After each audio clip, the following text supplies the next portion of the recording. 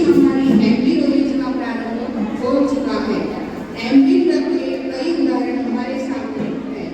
उसमें जीवी और रोंगटे खड़े करते रहने वाला उदाहरण श्रीपाल राजा और है। यह उदाहरण एमबी क्लब और फल को दर्शाता है। कर्म को मानने वाली कर्म और धर्म को मानने वाली मीना सुंदरी जी ने अपने पिताजी की बात मानकर शादी की और कैसा किया, आइए देखते हैं। उसके पहले एक सवाल पूछेंगे, जो यहाँ पे आपका जवाब देगा उसको प्राइज मिलेगा। मीना सुंदरी जी की बहन का नाम क्या था?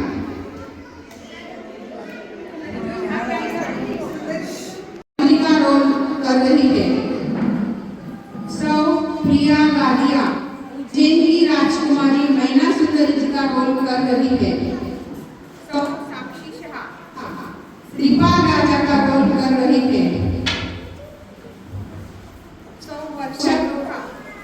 श्रीपाल राजा के सेवक का रोल कर रही है वैशाली मंडेचा मेरे साथ गाने में मेरा साथ दे रही है। आइए प्रस्तुत है श्रीपाल और मीना चरित्र के तत्व का महत्व। मेरे कर्म और भाग्य को नहीं मानता हूँ, मैं स्वयं अपना और दूसरे का भाग्य लिखता हूँ। मेरी बात प्रजा मानती है, मैं जो कहता हूँ वही करता हूँ। महाराज, सुर सुंदरी जी का पत्र आया है। पढ़िए मंत्रीवर, सभा में उपस्थित प्रजा को भी मालूम पड़े पत्र में क्या लिखा है। जैसे आपकी आज्ञा महाराज। तो सुनिए पत्र में क्या लिखा है। आदरणीय पिताजी प्रणाम, आपने मेरा भाग्य बहुत अच्छा लिखा है। मैं ससुराल में बहुत खुश हूँ। आप मेरे विधाता है, मैं धन्य हो गई। मैंने कहा था ना, मैं सबका भाग्य लिखता हूँ। सुना आप सबने। अब मीना सुंदरी के भाग्य लिखने की बात करते हैं। उसकी शादी करवा के मैं उसका भी भाग्य विधाता बनूंगा। पिताजी, आपका गर्व सही नहीं है। भाग्य लिखना या न लिखना यह मनुष्य के हाथ में नहीं है। यह सब कर्मों से होता है। हम सब कर्मों के अधीन हैं। कर्म सत्ता से जो होना है वो होता है। कोई भी व्यक्ति कर्म सत्ता से ऊपर नहीं है। तू ही क्या कहेगी है? मैं ये नहीं मानता। सभी जन मेरा कहाँ मानते हैं। मेरी बेटी ने जो मेरा अपमान किया है, मैं उसका बदला लूंगा, ताकि कोई प्रजा मेरे खिलाफ कुछ न बोले। मंत्रीवर, कल सुबह जो भी महिला पुरुष उज्जैन नगरी में प्रवेश करेगा, उसके साथ मैं मीना सुंदरी की शादी कर दूंगा। इस सत्य वचन से राजा के अभिमान को चोट पहुंची और उनका अहंकार चूर हो गया। अपनी पुत्री पर उन्हें अत्यंत क्रोध आया और इस क्रोध में उन्होंने बेटी की शादी किरण उदित होते ही सूरज की पहली किरण उदित होते ही 700 कुष्ठ के नायक स्वयं कुष्ठ रोग से पीड़ित थे, उनका आगमन हुआ। श्रीपाल जी के शरीर से रक्त मांस गल रहा था, शरीर से दुर्गंध आ रही थी। राजा को यह बात पता चली और राजा ने तुरंत आदेश दिया, श्रीपाल को राज्यसभा में लाया जाए। देखते हैं आगे की कहानी।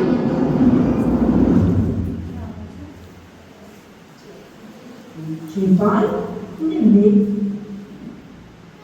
नदी में मुझसे पूछे बगैर प्रवेश कैसे किया? तुम्हें दंड मिलेगा। मृत्यु दंड नहीं, उससे भी भयंकर दंड दूंगा। कल तुम मेरे द्वार पर बारात लेकर आना। बेटी, मैंने आपके लिए वर चुना है। राजकुमारी जी को दुल्हन के वस्त्र पहनाए गए। श्रीपाल धर्म संकट में थे। उन्होंने मीना सुंदरी जी को फांसी देना चाहते थे, पर राजा के आगे वो कुछ बोल भी नहीं पाए। आइए उनकी व्यथा सुन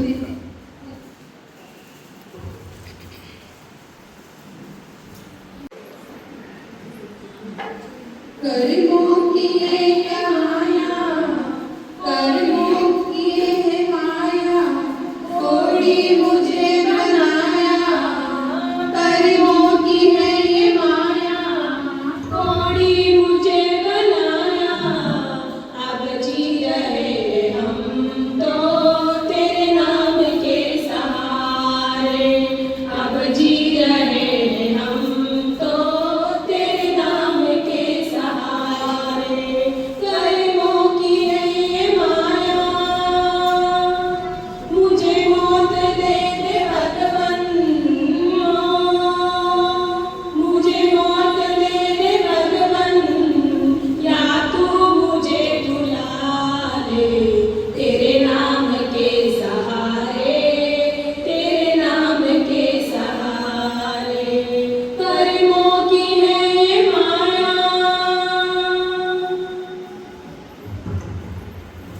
श्रीपाल जी को उनकी बारात है, ना माता का साथ है, ना राज्य है और ना कंचनवनी काया है। देखिए इस अनोखी बारात को।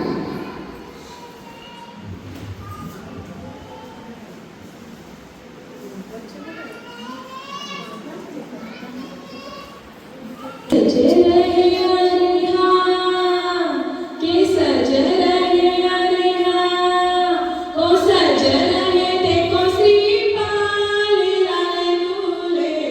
के सज रहे देखो श्रीपाल निराले दूल्हे। निराले दूल्हे रे मतवाले दूल्हे रे। निराले दूल्हे रे मतवाले दूल्हे रे। के सज रहे देखो श्रीपाल निराले दूल्हे। के सज रहे देखो श्रीपाल निराले दूल्हे। बारात देखो मेरी राजा की अजब बारात। चले संग लेकर घोड़ी की बारात। चले संग लेकर घोड़ी की बारात। सज रहे देखो श्रीपाल निराले दूल्हे।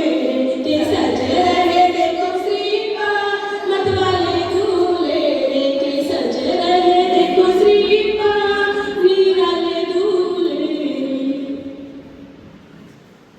बारात राजा के द्वार आ गई, पर उनका स्वागत करने वहाँ कोई नहीं खड़ा था। ना उनको बैठने को जगह थी, ना उनको कोई पूछने वाला था। तब उनका सेवक क्या कहता है सुनिए। कहाँ को बैठे, कहाँ को जाए, कहाँ को बैठे, कहाँ को जाए, कोई बताए, बारात नहीं आई, कोई बताए। बारात नहीं आई, अरे लाओ मिठाई, अरे दो मिठाई, अरे लाओ मिठाई। अरे दो मिठाई।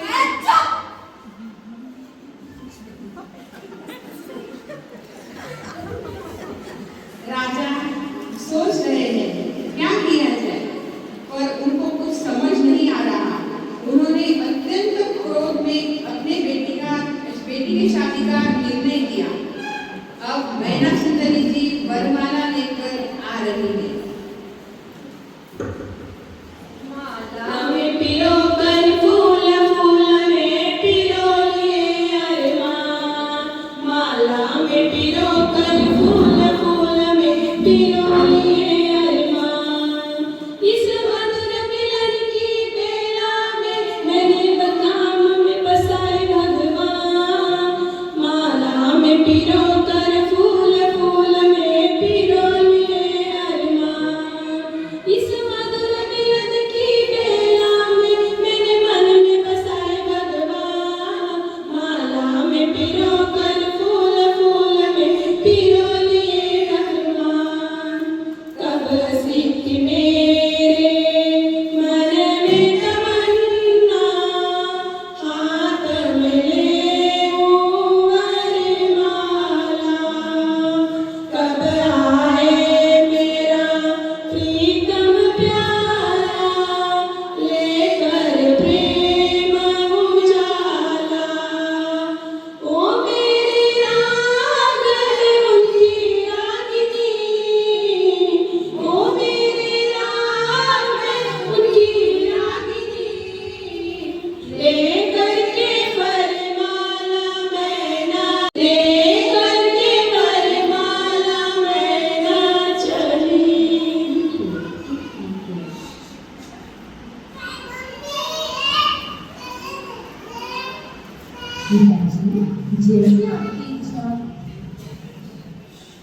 राजकुमारी मेरी दशा ठीक नहीं। मेरे हाथ पाँव और शरीर के कपड़े गल-गल गिर रहे हैं। आप हट छोड़ दो। मैं तुम्हारे साथ उभा के योग्य नहीं हूँ। मैं तुम्हारे हाथ जोड़ता हूँ। मुझसे विवाह मत करो राजकुमारी, मुझसे विवाह मत करो। आप जो भी हैं, आपको मेरे पिताश्री ने चुना है। मेरी आर्यमा बेटी है। जिस वर को माता पिता स्वीकार करें, बेटी को उसे हंसकर पति समझना चाहिए। मैं इस क्षण से अपने पिताश्री का आशीर्वाद और अपना भाग्य समझकर आपको अपना पति ये मैंने क्या किया? नहीं कि बेटी तू मत जा, नहीं बेटी मत जा तू। नहीं पिताजी, अब तो मुझे जाना ही होगा। आप मुझे विदा कर दो। मैं आपसे मिलने आती ही रहूंगी। तुझी दुआएं लेती जा, जहाँ तुझको सुखी संसार मिले। मैके की कभी ना याद आए, ससुराल में इतना प्यार मिले। मैके की कभी ना याद आए, ससुराल में इतना प्यार मिले। नाज़ों से तुझे पाला मैंने, कलियों की तरह फूलों की तरह। बचपन में झुलाया है तुझको, बाहों में मेरी झूलों की तरह। मेरी काल की राज डाले, तुझे हर पल नई बहार मिले। मैके की कभी ना याद आए, ससुराल में इतना प्यार मिले। बाबुल की दुआएं लेती जा, जहाँ तुझको सुखी संसार मिले। गया वो। राजा को कुछ भी नहीं समझ रहा था। मैना सुंदरी को समझ आ गया, मेरे भाग्य में यही लिखा है। पिताजी से उन्हें कहना है, पिताजी जब भाग्य का उदय होगा तब सब कुछ अच्छा होगा, पर कह नहीं पा रही है। समय बिल्कुल रुक गया है। आइए मैना सुंदरी जी के मन की बात सुनते हैं। मैना सुंदरी कहे पिता से, मैना सुंदरी कहे पिता से। भाग्य उदय जब आएगा, मैना सुंदरी कहे पिता से।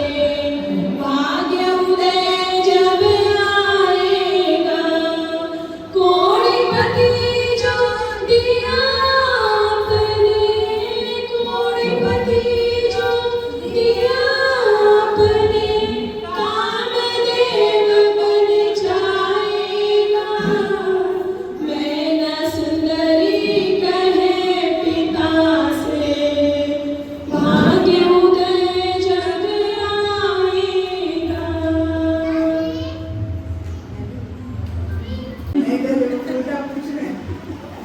हे महामुनि, आप तो दयालु हैं, करुणा की सागर हैं। आखिर मेरे पति ने ऐसा कौन सा काम किया है जिसके कारण इन्हें और इनके सभी सैनिकों को ये रोग सड़ा कर मार रहा है? हे मुनि, आप कोई मार्गदर्शन दीजिए।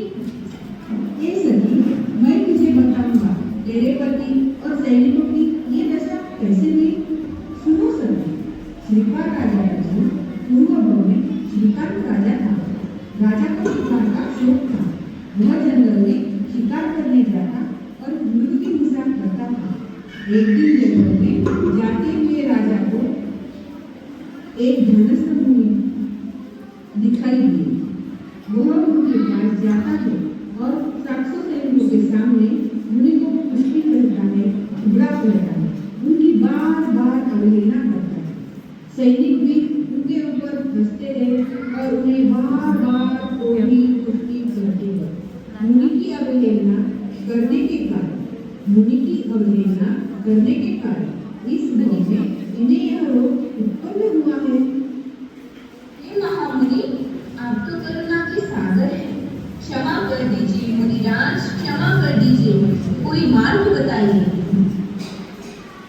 क्षमा कर दो मुनिराज, क्षमा कर दो। कि तुम्हारी भक्ति से प्रसन्न हूं। मैं आपको एक उपाय बताता हूँ। मैना सुंदरी, ध्यान से सुनना। उज्जैनी नगरी में खारे पानी का कुआं है। उसका पानी निकालना, नौकार मंत्र के 9 पद का जाप करना। ओम ह्रीं श्रीं नमो करें। इस तरह 9 पद पूर्ण होना, एंडिल तप करना और उसके बाद यह पानी उनके ऊपर डालना जब तक उनकी काया से यह रोग मिट न जाए। ऐसा करते रहना। मैना सुंदरी जी ने पूर्ण भक्ति वैसे करने के लिए कार्य प्रारंभ किया। उन्होंने कुएं का पानी लाया, एम्बिल की तपस्या की और जाप करने बैठ गए।